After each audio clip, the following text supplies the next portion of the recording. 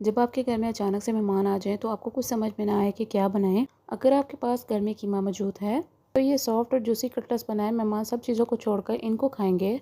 अस्सलाम वालेकुम। इस मज़ेदार कटलेट्स को बनाने के लिए यहाँ पर मैंने 1 किलो के करीब बीफ कीमा लिया है। पास घर में कीमा मौजूद था तो मैंने इस्तेमाल कर लिया। अगर आपके पास नहीं है तो आप बाहर से भी ला सकते हैं। एक बात का ध्यान रखिएगा, कीमा जो है वो आपका बिल्कुल बारीक होना चाहिए।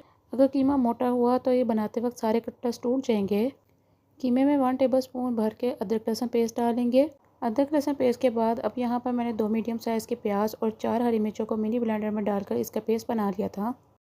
प्याज और हरी मिर्चों का पेस्ट डालने के बाद हम इसमें 1 टेबलस्पून नमक डालेंगे। नमक डालने के बाद हम इसमें हस्बे ज़रूरत सुरख मिर्च पाउडर डालेंगे। अगर आपके पास सुरख मिर्च पाउडर नहीं है तो आप इसकी जगह कश्मीरी लाल मिर्च का भी इस्तेमाल कर सकते हैं। कुछ लोग स्पाइसी खाना ज़्यादा पसंद करते हैं तो आप मिर्चों की क्वांटिटी अपने हिसाब से देख लीजिएगा। सुरख मिर्च पाउडर डालने के बाद हम इसमें 1 टेबलस्पून कुटी हुई लाल मिर्च डालेंगे।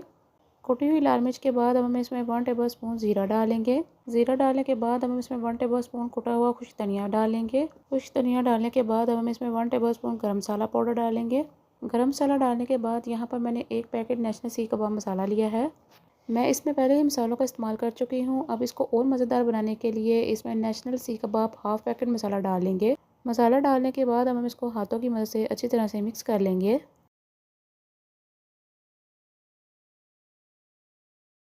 कुछ टाइम मिक्स हो जाने के बाद हम इसमें हस्बे ज़रूरत हरा धनिया डालेंगे। हरा धनिया डालने के बाद हम इसको दोबारा से मिक्स कर लेंगे। कुछ टाइम मज़ीद मिक्स कर लेने के बाद ये देखिए हमारा मज़ेदार सा कटलेट्स का मिक्सचर तैयार हो चुका है। इसके बाद दोनों हाथों पर ऑयल लगा लेंगे। ऑयल लगाना इसलिए ज़रूरी है कि ये हाथों पर चिपके नहीं और इसकी शेप अच्छी तरह से बन जाए। कटलेट्स बनाने के लिए यहाँ पर मैं सर्कल रिंग का इस्तेमाल कर रही हूँ। इससे इसकी शेप जो है वो बहुत ही नीट आएगी। अगर आपके पास ये रिंग नहीं है तो आप हाथों की मदद से इसको सर्कल शेप दे सकते हैं। मैं आपके सामने 1-2 बना रही हूँ। अगर मैं ज़्यादा बनाऊँगी तो वीडियो बहुत ज़्यादा लंबी हो जाएगी। और बाकी कटलेट्स को भी हम इसी तरह से तैयार कर लेंगे। इन कटलेट्स को आप बनाकर फ्रीज़ भी कर सकते हैं। जब आपका जी चाहे निकालें और झटपट बना लें।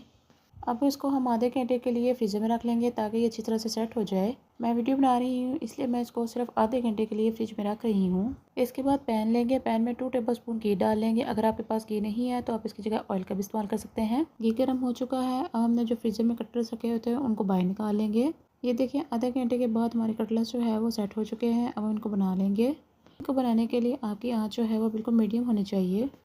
जितने मैं इसको बना रही हूँ, जिससे अभी तक मेरे चैनल को सब्सक्राइब नहीं किया इसको सब्सक्राइब कर दें ताकि इसे आने वाली मेरी हर नई वीडियो की डिटेल आपको टाइम टाइम मिलती रहे।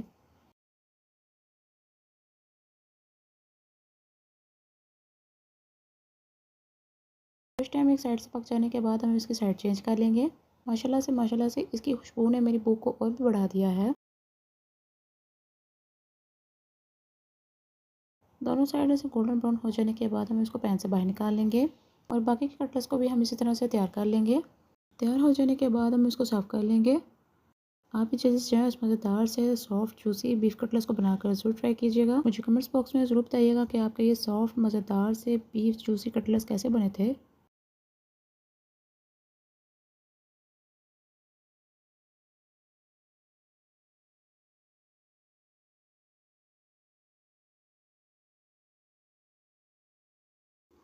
चलिए जी हम इसको खाकर चेक करते हैं।